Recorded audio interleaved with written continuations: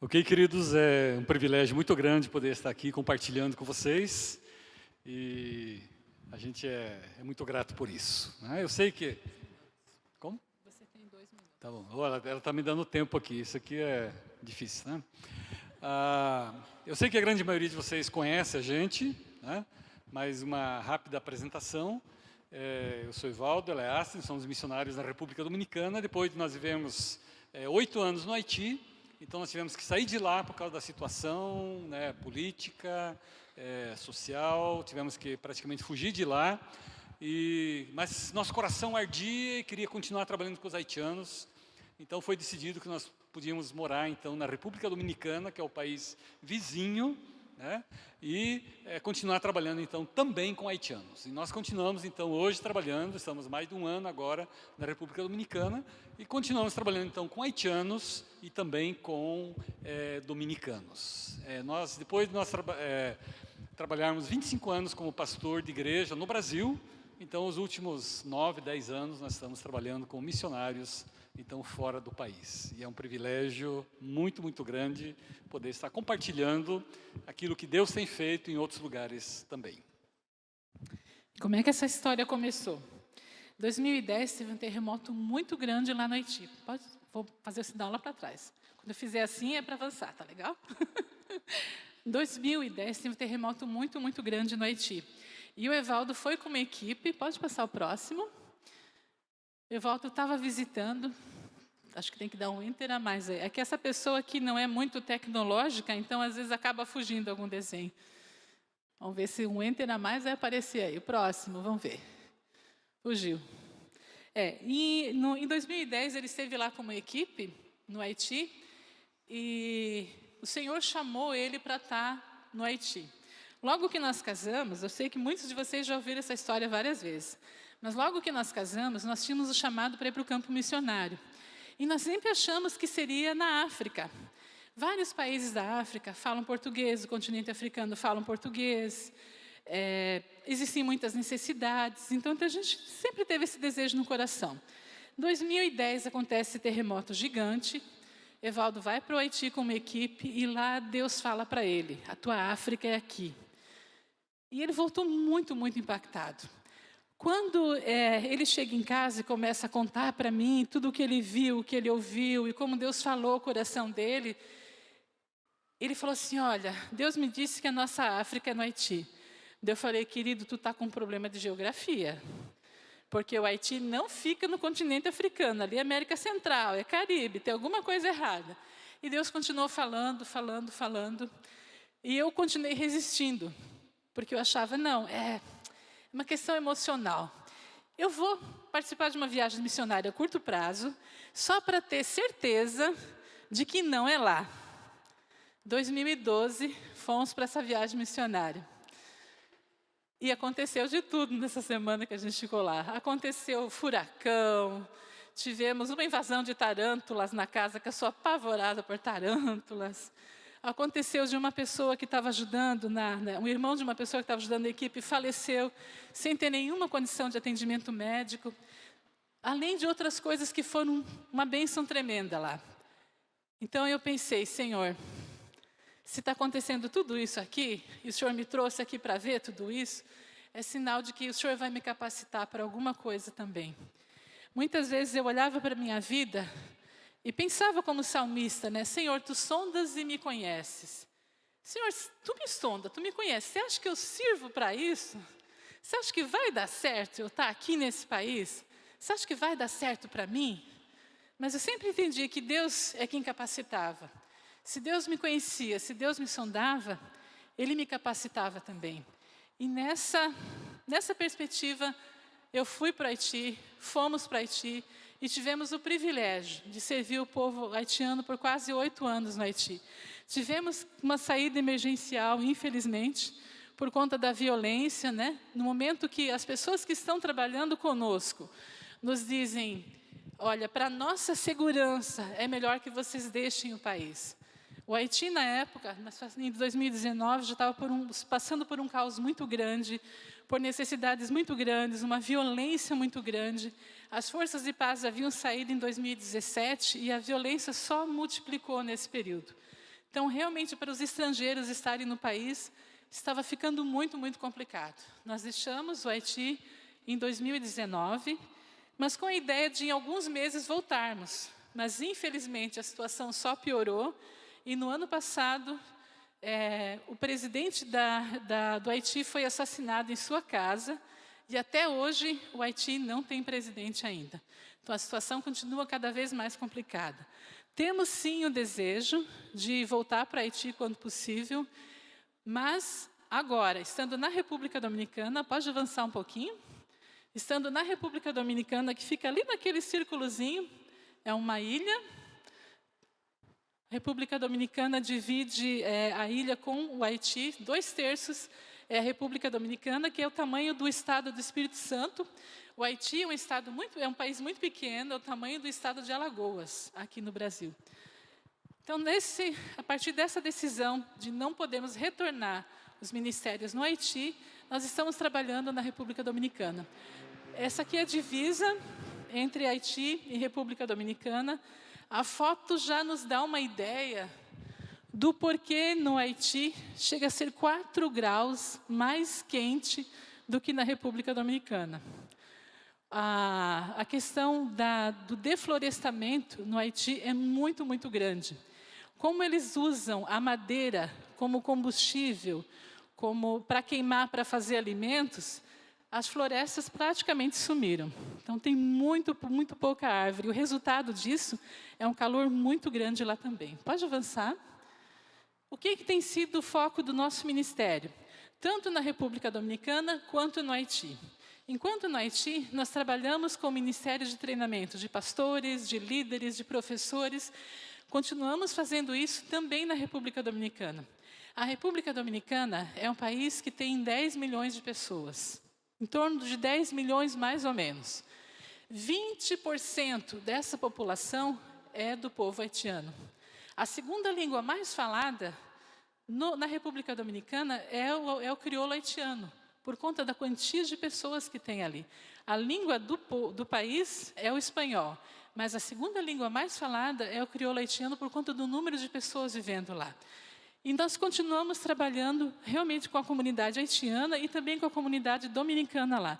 Um dos nossos grandes objetivos é trabalhar realmente com treinamento, porque a gente entende que quando eles voltam para o seu país, quando eles voltam para a sua cidade, quando eles voltam para o seu lugar, eles voltam preparados.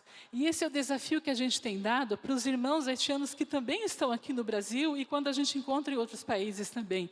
Que eles se preparem, que eles se capacitem, para eles poderem ser bênção no meio do povo deles também. Esse tem sido o nosso desejo, capacitar os irmãos lá. Pode adiantar um pouquinho? O outro foco que a gente tem trabalhado, e é um trabalho que realmente a gente entende muito importante, são equipes missionárias de curto prazo. Essa foi a nossa última equipe no Haiti. Será que vocês reconhecem alguém ali no meio? Acharam alguém conhecido ali? Tem alguém ali? Com uma camiseta bem conhecida ali? Essa equipe foi uma bênção. A gente estava conversando com o André um pouco antes de vir para cá hoje. Deus permitiu uma brechinha ali em 2019, que um pouco antes deles chegarem, a equipe teve um tempo muito legal lá, e depois mais um mês e pouquinho depois, ainda tivemos um pequeno tempo de estabilidade. A gente já estava estocando o combustível em casa para conseguir fazer os ministérios, mas depois disso realmente foi muito complicado. Mas para as equipes que vão, é impactante. Você vai para uma outra realidade. Você sai da tua zona de conforto. Você é desafiado a fazer aquilo que você nunca fez antes. E sabe o que acontece, gente? Deus te capacita. Você é desafiado, você aceita o desafio, Deus te capacita. E isso é incrível. É uma bênção para a equipe que vai, é uma bênção extraordinária. É uma bênção para os missionários que estão lá, é uma bênção. Principalmente quando eles levam chimarrão e pão de queijo. Traz o contrabando brasileiro. Mas, gente, é muito bom ter o nosso povo por perto, a gente poder orar juntos, louvar juntos, ter esse tempo de compartilhar com esses irmãos que vêm. E é uma bênção tremenda para o povo que está lá. Nessa época que essa equipe foi muito legal. Que eu estava dando aula de português para os irmãos lá que queriam aprender português. E quando a equipe chegou, eles tiveram a grata surpresa de conseguir conversar em português com os irmãos. E foi uma conexão imediata. Foi muito rápido, um entrosamento muito rápido. Foi uma comunhão muito bonita dos irmãos que foram poder entregar uma Bíblia em português e lerem juntos e terem o privilégio de compartilhar juntos. Foi algo tremendo. Esse é um dos ministérios que nós queremos continuar exercendo na República Dominicana. Ministério com os grupos. Pode avançar um pouquinho? Nesse ano, 2022, eu errei a data lá. Essa equipe foi de 2022. Alguma coisa aconteceu com 2021 que eu não vi passar. 2022, esse ano em julho, nós recebemos uma equipe pequenininha dos Estados Unidos, que nos ajudou com uma EBF lá.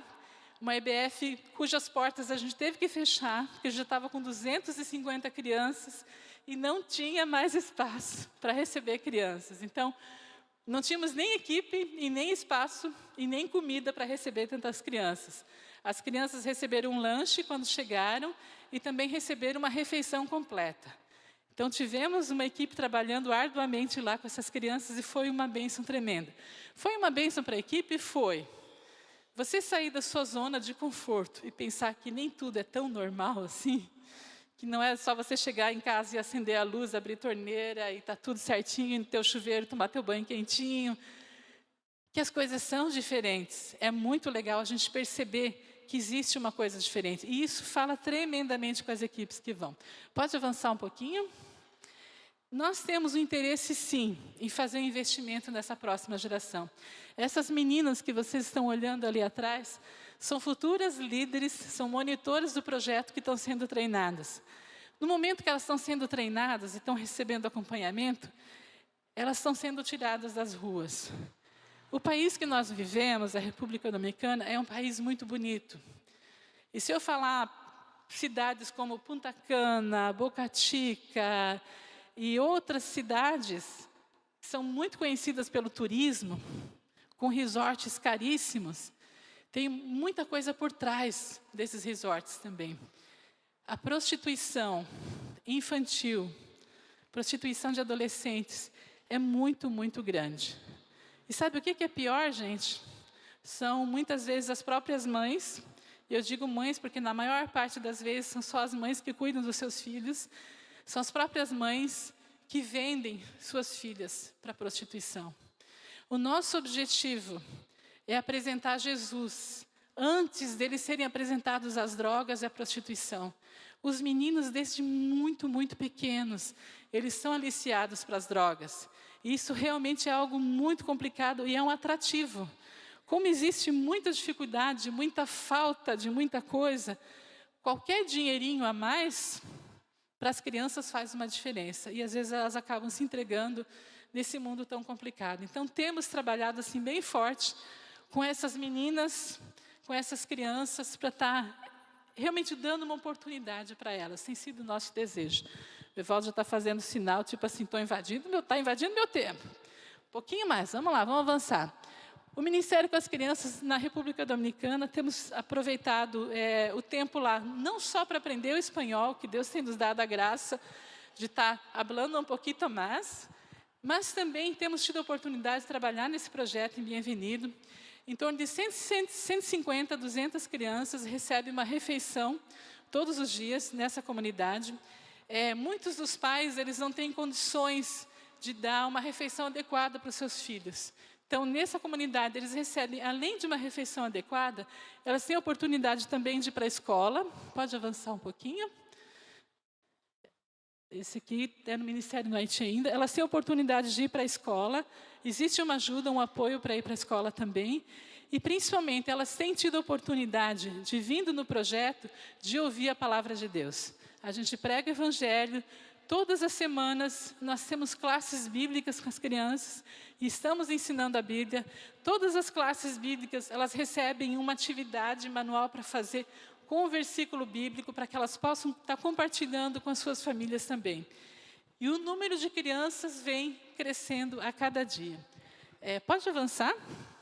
Nós continuamos dando apoio no Haiti e mais do que nunca a gente vê o quanto foi importante esse tempo que a gente teve o privilégio de passar lá. Deus nos deu a oportunidade de implantar esse ministério no sul do Haiti. E agora, numa das crises mais terríveis que o Haiti tem enfrentado, o ministério continua funcionando lá, com líderes que foram preparados. Foram 3 anos de implantação desse ministério lá, de preparação de líderes.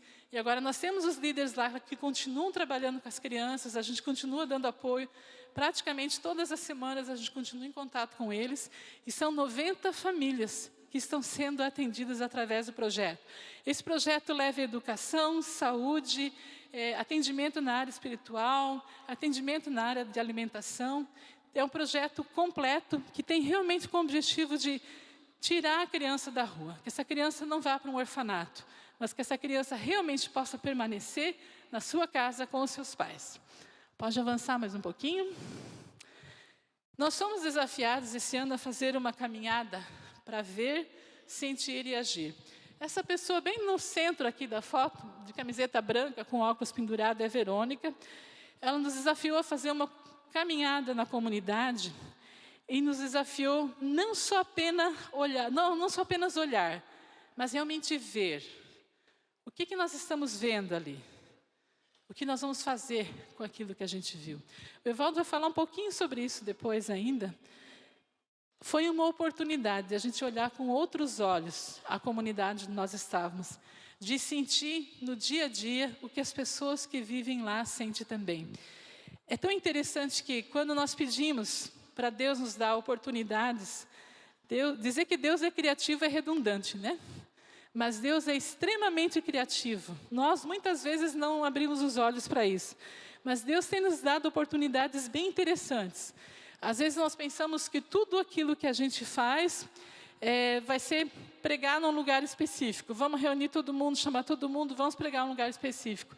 Mas, de repente, Deus te dá uma oportunidade de uma outra coisa. Nós recebemos um contato de uma pessoa que trabalha com bombeiros nos Estados Unidos, e ele organiza materiais, ele capta materiais para ajudar alguns lugares, algumas estações de corpo de bombeiro que tem necessidade. E a gente, através de um amigo, recebeu esse contato e eles vieram fazer uma visita.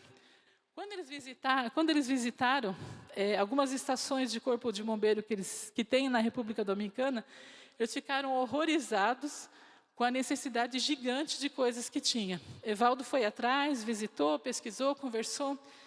O resultado foi uma coisa muito legal. Pode passar a próxima foto. Nós tivemos a oportunidade de ir no Corpo de Bombeiros, levar alguns materiais de doação, mas também o próprio comandante do Corpo de Bombeiros falou: será que vocês podem orar aqui por nós? Porque a gente precisa de muita proteção, a gente precisa de muita ajuda.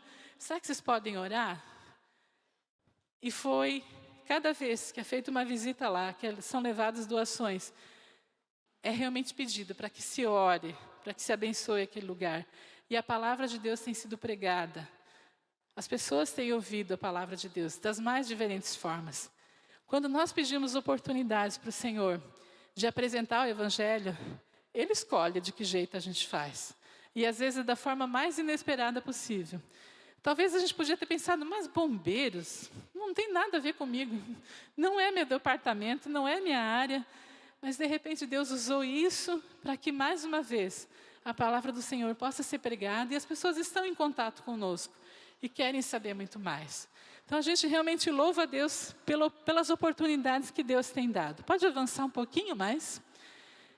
E nós estamos aqui mais uma vez agradecendo que a igreja de Blumenau está com a gente desde o comecinho, bem desde o comecinho mesmo. O pastor Werner foi lá conferir se a gente estava trabalhando direitinho. Brincadeira, ele foi lá nos abençoar, visitar e perguntar: vocês estão bem? Como vocês estão? Vocês estão sobrevivendo ou estão vivendo aqui? E realmente tem sido uma bênção. A igreja de Blumenau está com a gente desde o começo e nós agradecemos muito. Porque a igreja aqui de Blumenau, ela está orando e sustentando os seus missionários. E tem nos sustentado todos esses anos. A nossa palavra é de uma enorme gratidão. Eu podia ficar falando mais um tempão aqui, porque realmente a gente é apaixonado por aquilo que Deus tem nos dado o privilégio de fazer. Somos apaixonados pelo povo haitiano, somos apaixonados pelo povo dominicano, mas acima de tudo, somos apaixonados pelo Senhor, que tem nos chamado e tem nos enviado para essa obra. Se você quiser saber um pouquinho mais, se quiser conversar com a gente, Vamos estar lá no final, no culto, lá na porta, a gente vai estar lá, para quem quiser conversar conosco, saber alguma coisa a mais. Evaldo, acho que terminou meus 5 minutos. Pode ficar ainda, vamos orar por você. Vamos orar, vamos abençoar o casal. Vera, podes vir aqui orar por eles, por favor, né? Somos muito felizes de podermos estar junto com vocês nessa caminhada e que Deus continue abençoando vocês. Amém, queridos? Vera, por favor.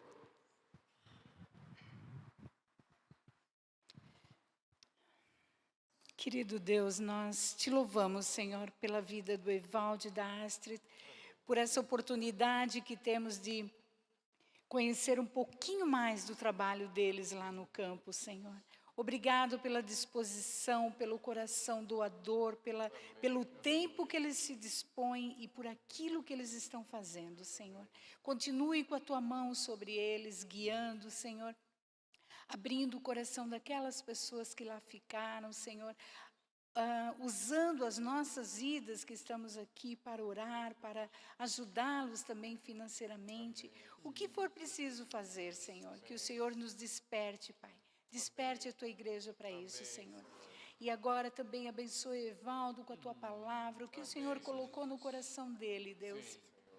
Que estejamos também abertos para ouvir e atentos à tua voz, Senhor. Em nome de Jesus, muito obrigado pela vida do Evaldo e da Astrid.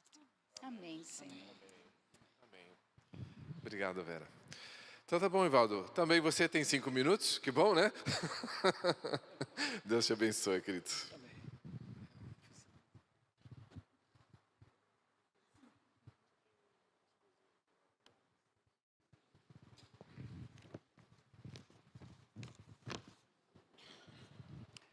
Queridos, é um privilégio também poder compartilhar a palavra de Deus, e a palavra de Deus é sempre impactante.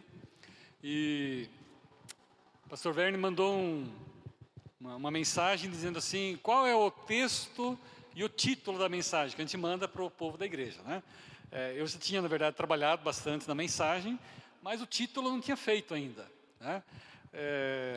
Não sabia que era tão importante assim, né? Sabia que era, mas geralmente a gente não anuncia o título, né?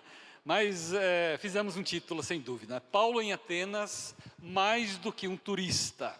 O que Paulo vê, sente e faz. Então, se você tem tua Bíblia, nós queremos ler Atos capítulo 17, nós vamos ler do versículo 16 até o final do capítulo. Essa passagem de Paulo por Atenas, um lugar certamente bonito, e talvez está na lista de alguns de vocês para um dia visitar, talvez alguns já foram para lá, né? Mas Paulo foi para Atenas, e o que ele viu, o que ele sentiu, e o que ele fez nesse lugar, o texto aqui nos diz. Essa passagem de Atenas faz parte da segunda viagem missionária de Paulo. Paulo tem 3 viagens missionárias, e essa é a segunda viagem missionária de Paulo. As intenções de Paulo e os seus companheiros era deles irem para a Ásia, mas o texto diz que o Espírito de Deus os impede de ir para lá, e diz, vão para outra região. E eles vão então em direção à Europa, e é quando o Evangelho chega então na Europa. O capítulo 16 nos fala que eles chegam em Filipos, e eles já chegam bem em Filipos, né? São presos, né? E é toda aquela história do carcereiro, né? De Atos capítulo 16, a conversão do carcereiro, de sua família, Lídia e sua família. Depois o texto diz que eles vão para Tessalônica, e depois eles vão para Bereia, né? Em Bereia é da onde a gente aprende a discernir lá entre fake news e o que é verdadeiro, porque o texto diz que tudo que eles ouviam, o texto diz que eles eram mais nobres do que os de Tessalônica, e o que eles ouviam, eles conferiam para ver se era assim mesmo, tá? Então a gente aprende a discernir o que é fake news e o que não é com os bereanos, né? Mas Paulo tem que fugir de Bereia também, porque vieram o povo lá de Tessalônica e queriam então até matar Paulo. Então ele foge e ele vai para Atenas. Ele chega antes que seus companheiros, e enquanto ele está esperando seus companheiros, o texto diz o que acontece ali. Então o versículo 16 diz assim: enquanto Paulo os esperava, os seus companheiros, em Atenas, o seu espírito se revoltava em face da idolatria dominante na cidade. Por isso dissertava na sinagoga entre os judeus e os gentios piedosos, também na praça todos os dias, entre os que se encontravam ali. Alguns dos filósofos epicureus, estoicos, contendiam com ele, havendo quem perguntasse: que quer dizer esse tagarela? E outros: parece pregador de estranhos deuses, pois pregava Jesus e a ressurreição. Então, tomando consigo, levaram ao Areópago, dizendo: poderemos saber que nova doutrina é essa que ensinas? Posto que nos trazes aos ouvidos coisas estranhas, queremos saber o que vem a ser isso. Pois todos os de Atenas e os estrangeiros residentes de outra coisa não cuidavam, senão dizer ou ouvir as últimas novidades. Então Paulo, levantando-se no meio do Areópago, disse: senhores atenienses, em tudo vos vejo acentuadamente religiosos, porque observando os objetos do vosso culto, encontrei também um altar no qual está escrito: ao Deus desconhecido. Pois esse que adorais sem conhecer é precisamente aquele que eu vos anuncio.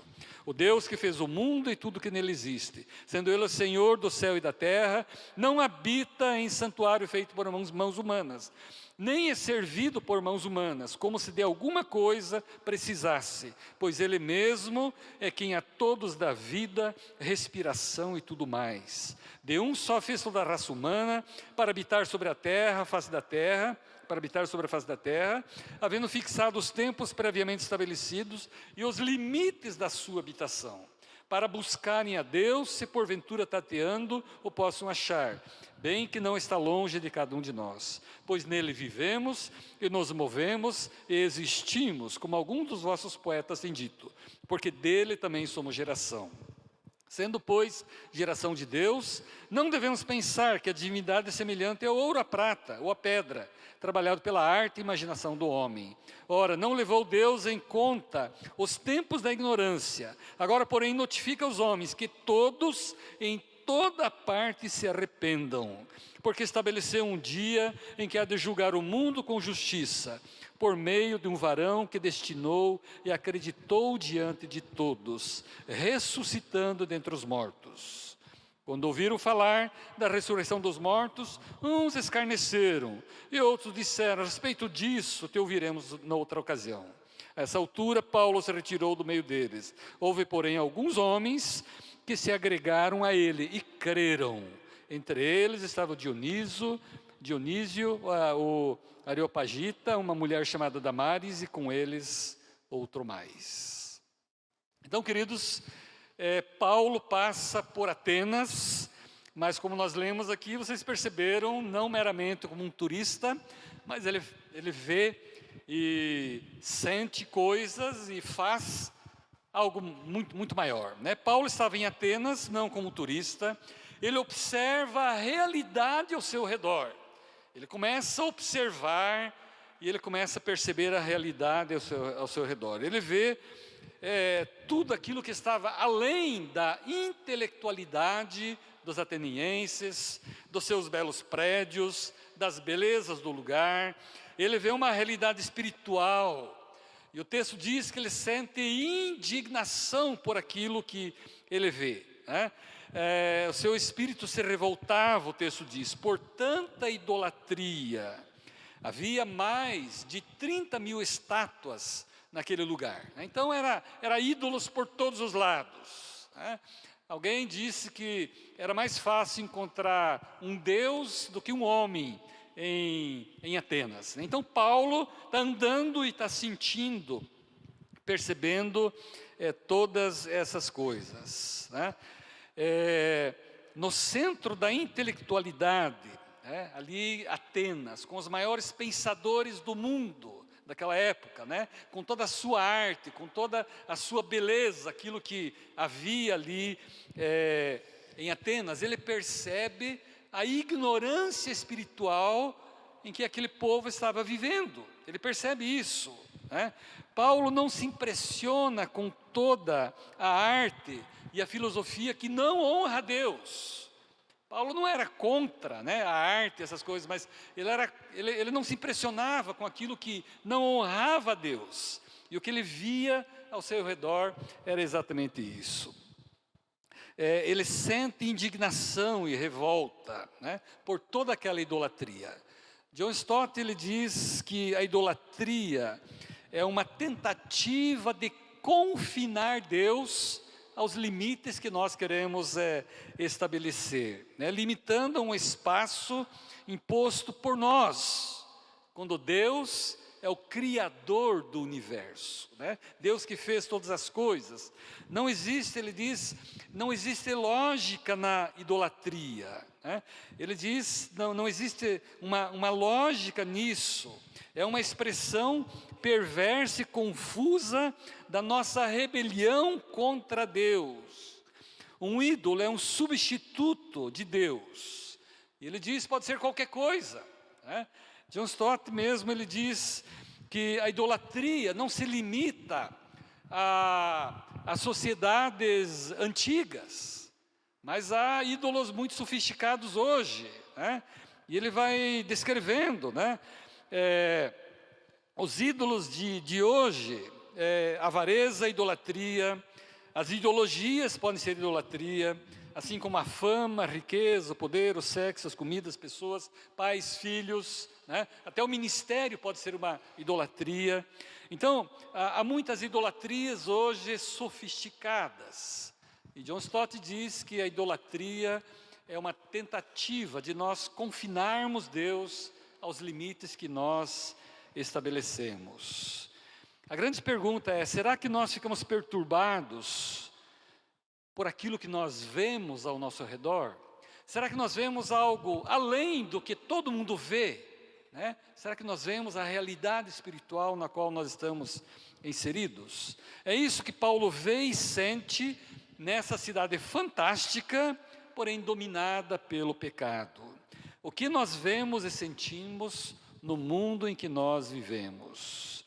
Nós vivemos na República Dominicana, um país turístico, né? E tem talvez alguns dos mais belos resorts do mundo, mas a pessoa, quando alguém vai para um desses resorts na República Dominicana, né, então já existe um carro que pega ele no aeroporto e leva pela rota turística até o resort, né, e de lá ele não sai, né, a não ser para fazer um passeio guiado e coordenado, mas ele não vê o que existe no país. Deus tem nos dado o privilégio de nós vermos o que existe um pouco atrás dos resorts. Nós somos convidados por uma organização que trabalha em Punta Cana, e eles nos chamaram lá para ajudarmos a eles num trabalho, e eles nos levaram um pouquinho para trás dos resorts, menos de 5 quilômetros, era uma realidade de extrema pobreza, de exploração, onde viviam centenas e centenas de haitianos que tinham medo de sair dali, porque poderiam ser pegos pela polícia e devolvidos para o seu país, né? Então, nós começamos a ver uma outra realidade, né, que não se mostra, então, nos roteiros turísticos. A grande questão é, o que nós vemos no mundo em que nós vivemos?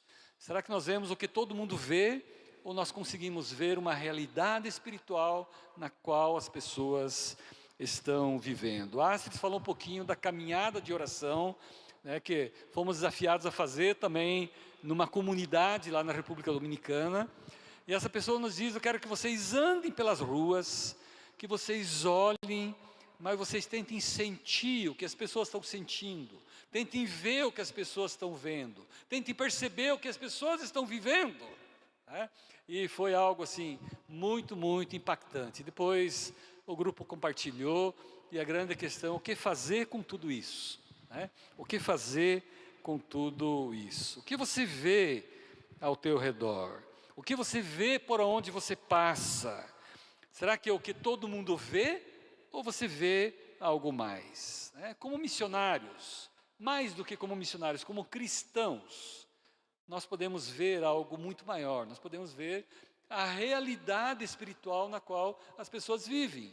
2 Coríntios 4, versículo 4 diz que o Deus desse cego, né, obscureceu a mente das pessoas sem Cristo. Então as pessoas sem Cristo não percebem a realidade na qual estão vivendo.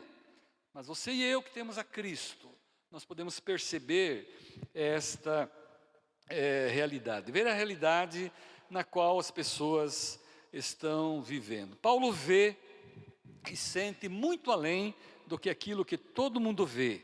Ele percebe a realidade espiritual de Atenas. O que Paulo faz? Né? Acho que isso é importante. Diante de tudo que Paulo viu e sentiu naquele lugar, o que ele faz? Paulo não era um observador contemplativo, né? Ele não apenas observava e percebia as coisas, né? Mas ele agia. O que ele viu e sentiu o moveu à ação. Ele então aproveita a oportunidade, ele cria a oportunidade e ele testemunha de Jesus naquele lugar. Ele dá o seu testemunho, o texto diz que ele dá o seu testemunho na sinagoga.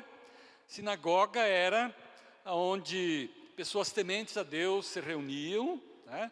Seria o mais próximo de nós, hoje seria a igreja, né? E a igreja é lugar de testemunho, a igreja é lugar de pregação, né? E Paulo testemunha nesse lugar. O texto diz que ele também testemunha na praça principal, né? Que era a Ágora, que era um lugar onde as pessoas também circulavam, era uma espécie de um...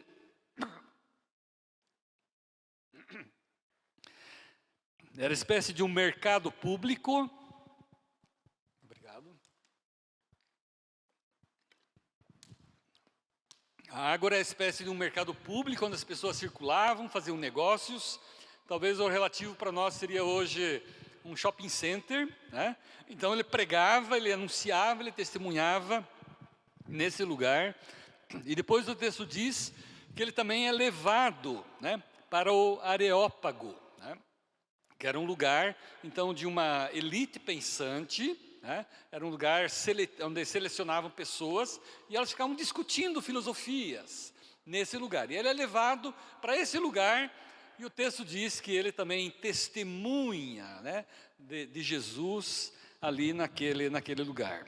Seria talvez o equivalente para nós evangelizarmos hoje nas universidades, nas repartições públicas, né, em lugares assim. Hernandes Dias Lopes, ele diz que nós precisamos de gente que possa evangelizar por meio de palestras com conteúdo apologético. Precisamos urgente de pensadores cristãos que se dediquem a Cristo, né? Quer seja como escritores, compositores, musicistas, jornalistas e outros, para proclamar o Evangelho. Cristo deseja mentes humildes, mas não reprimidas, né? Então precisamos de gente nesses lugares, precisamos, né? O testemunho de Cristo precisa ser compartilhado sempre na igreja, sim. Precisa ser compartilhado lá na praça, no shopping, onde estão as pessoas, não importa. Sim, mas precisa também ser nesses lugares, né, universidades, departamentos públicos e outros, né, onde talvez é até um pouco mais difícil. O texto diz que Paulo pegou um gancho ao ver um altar de um Deus desconhecido, né? Então havia mais ou menos 30 mil altares, 30 mil estátuas naquele lugar, ali em Atenas. E Paulo, observando, ele viu um altar de um Deus desconhecido, né? E havia deuses para tudo. E os deuses, eles eram vingativos.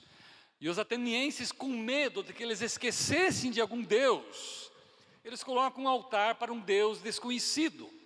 E Paulo pega aquele gancho e ele diz, olha, aquele Deus desconhecido por vocês, é esse Deus que eu conheço e desse que eu estou falando para vocês. Então ele pega aquele gancho, né? Ele partiu dessa ponte e anuncia o Deus verdadeiro que eles não conheciam, né? E a questão é, temos nós também aproveitado as oportunidades, temos nós criado oportunidades para testemunharmos e darmos esperanças àqueles que estão ao nosso redor. O texto aqui é interessante, ele diz, o que Paulo anunciou, o que Paulo disse para aquelas pessoas. Isso aqui é fantástico nesse texto aqui. O que Paulo disse para aquelas pessoas? O que Paulo disse para aquelas pessoas que estavam na sinagoga? O que ele disse para aquelas pessoas que estavam na praça? O que ele disse para aquelas pessoas que estavam no Areópago, aquele lugar de filósofos? E o texto diz que ele compartilhou o Evangelho. Ele compartilhou, o texto diz, o versículo 18, pois pregava Jesus e a ressurreição. Paulo anunciou o Evangelho, o que todo ser humano precisa saber, quer sejam os pobres, quer sejam os ricos, quer sejam os ignorantes, quer sejam os cultos, todos precisam deste Evangelho. Queridos, o Evangelho é o mesmo. O Evangelho é o mesmo, quer seja para os pobres, quer seja para os ricos, quer seja para os ignorantes, quer seja para os cultos. O Evangelho é o mesmo. Nós podemos e devemos mudar a forma de apresentar o Evangelho. Podemos mudar a maneira de apresentar, e devemos, muitas vezes, mudar a maneira de apresentar o Evangelho. Paulo apresenta o Evangelho a esses filósofos de uma maneira diferente da qual ele apresentava para os judeus. Quando ele apresentava o Evangelho para os judeus, ele partia da onde? Ele partia das Escrituras do Antigo Testamento. Ele dizia assim como diz as Escrituras do Antigo Testamento, e aí ele apresentava o Evangelho. Agora ali para aqueles filósofos não fazia sentido ele citar as Escrituras do Antigo Testamento. Então ele parte daquilo que eles pensavam, das suas filosofias, do que os poetas haviam dito, e ele apresenta o Evangelho. Então isso é fantástico aqui na vida de Paulo. O Evangelho é o mesmo, mas a forma de apresentar, ela pode ser diferente. Paulo não se perdeu ali em discussões filosóficas, mas ele apresentou o Evangelho da salvação. Ele partiu ali da filosofia, mas apresentou o Evangelho. É muito importante, queridos, contextualizarmos a forma de apresentar o Evangelho.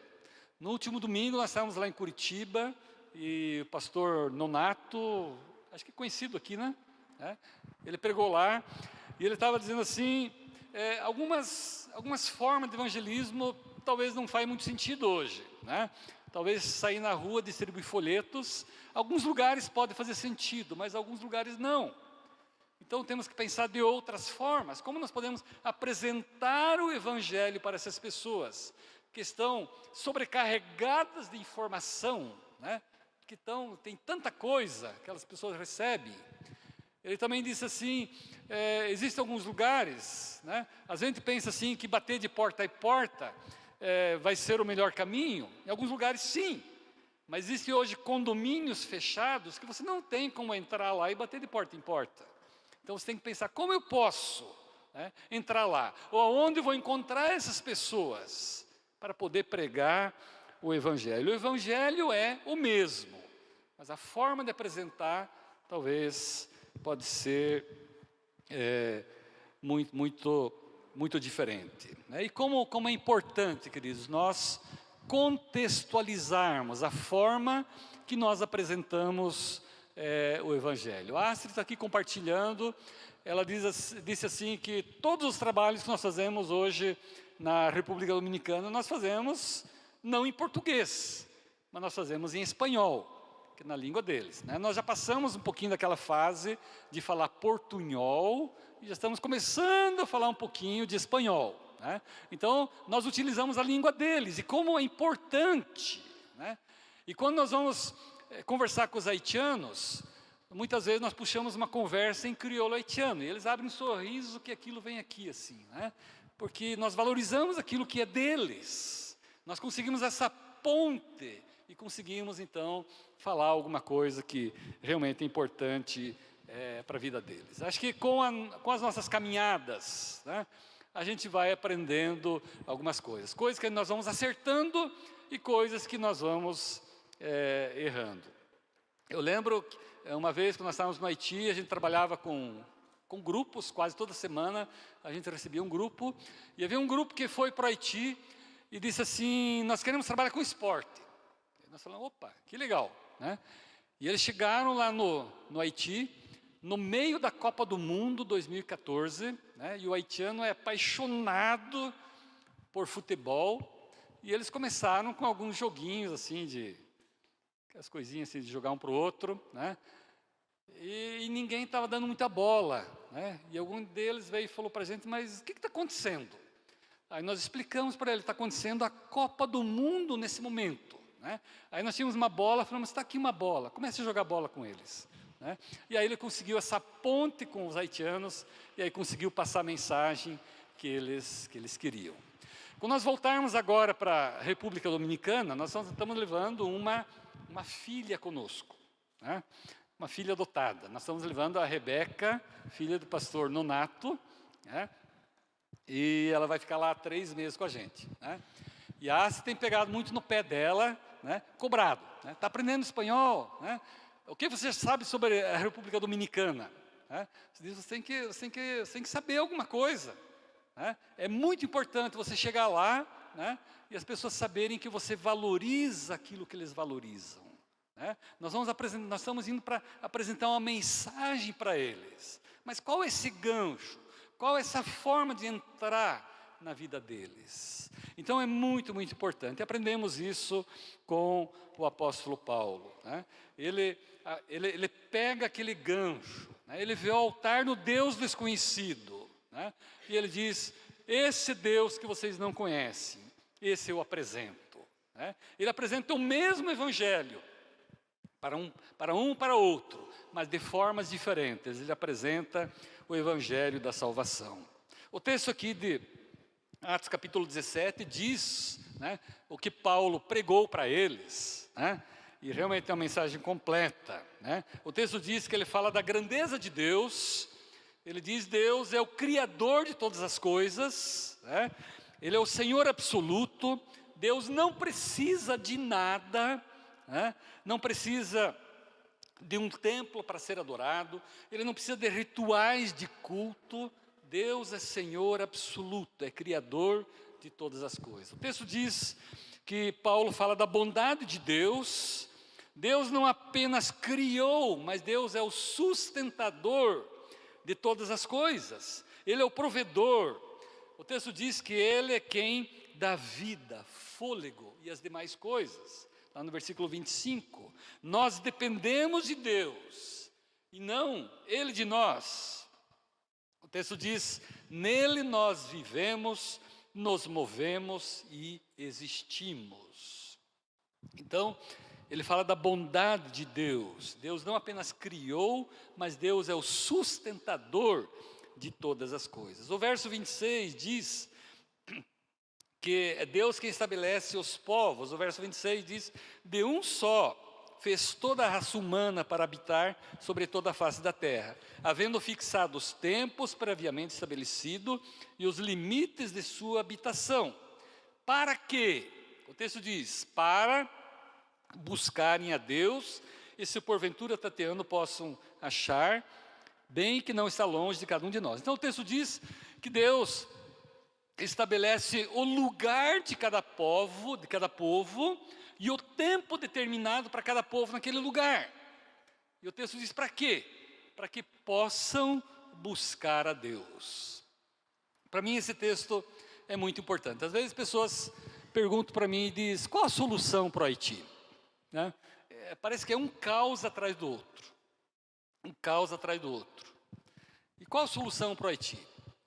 E aí eu digo, eu não sei, né? Mas eu sei que a Bíblia diz que Deus estabelece os povos e o tempo determinado em cada lugar.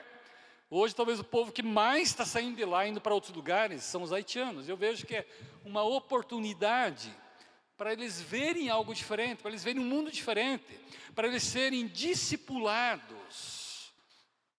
Essa palavra nem existe na língua deles, a palavra discipulado. Não existe. Eles não sabem o que é isso. Então, eles vêm para o Brasil, eles têm a oportunidade de serem discipulados, né, de verem uma realidade diferente. Eles estão indo para a República Dominicana, eles têm essa oportunidade. E eu creio, queridos, que muitos deles vão voltar ainda para a sua terra. Ainda hoje alguém disse, mas será que vão? Se eles estão vivendo melhor, será que vão querer voltar? Mas é impressionante, queridos. Ainda alguns dias atrás, um haitiano que mora nos Estados Unidos, ele diz, o meu desejo é voltar para morrer no Haiti. A terra deles, o lugar deles. Então, eu creio que muitos vão voltar. E vão poder voltar, então, levando uma outra realidade.